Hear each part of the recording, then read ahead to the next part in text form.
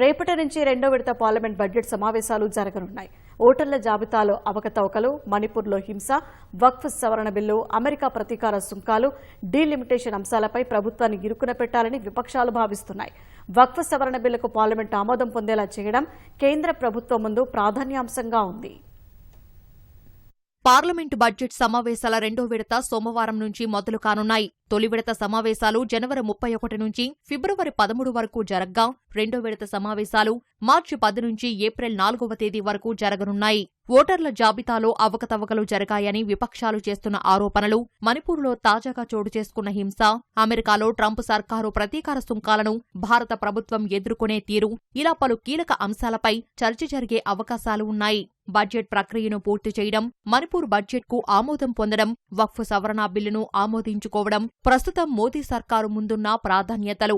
ఫిబ్రవరి 13వ తేదీ నుంచి రాష్ట్రపతి పాలనలో ఉన్న మణిపూర్కు సంబంధించిన బడ్జెట్ను సోమవారం సభలో కేంద్ర ఆర్థిక మంత్రి నిర్మలా సీతారామన్ ప్రవేశపెట్టే అవకాశముంది.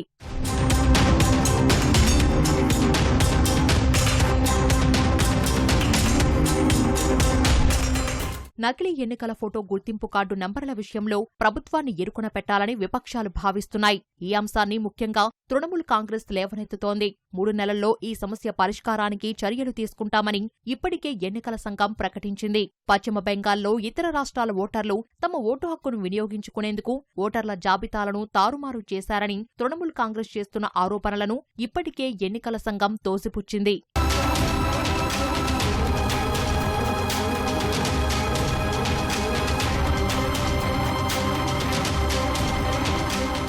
వక్ఫ్ సవరణ బిల్లు ఆమోదింపచేసుకోవడం మోదీ సర్కారుకు కీలకంగా మారింది. ఇది ముస్లింలకు సంబంధించి అనేక అంశాలను పరిష్కరిస్తుందని కేంద్రం చెబుతోంది. అయితే వక్ఫ్ బిల్లును ఇండియా కూటమి పార్టీలన్నీ కలిసి అడ్డుకునేలా కాంగ్రెస్ చర్యలు జరుపుతోంది. ఎన్నికల ప్రక్రియలో అవకతవకలపై కూడా ప్రభుత్వాన్ని ప్రశ్నిస్తామని కాంగ్రెస్ చెబుతోంది. మణిపూర్లో తాజాగా చెలరేగిన హింసాంశంలో ప్రభుత్వాన్ని ప్రశ్నించాలని విపక్షాలు భావిస్తున్నాయి. మరోవైపు అమెరికా అధ్యక్షుడు డొనాల్డ్ ట్రంప్ విధిస్తానంటున్న ప్రతీకార సుంకాలపై కూడా ఈ సమావేశాల్లోనే చర్చ జరిగే అవకాశముంది. ఇలాంటి బెదిరింపులకు కలిసికట్టుగా ఎదుర్కోవాలని కాంగ్రెస్ చెబుతోంది. జనాభా ప్రాతిపదికన పార్లమెంటు నియోజకవర్గాల పునర్విభజనతో దక్షిణాది రాష్ట్రాలకు నష్టం వాటిల్లుతుందని తమిళనాడులో అధికార డీఎంకే సహా ఇతర పార్టీలు ఆందోళన వ్యక్తం చేస్తున్నాయి.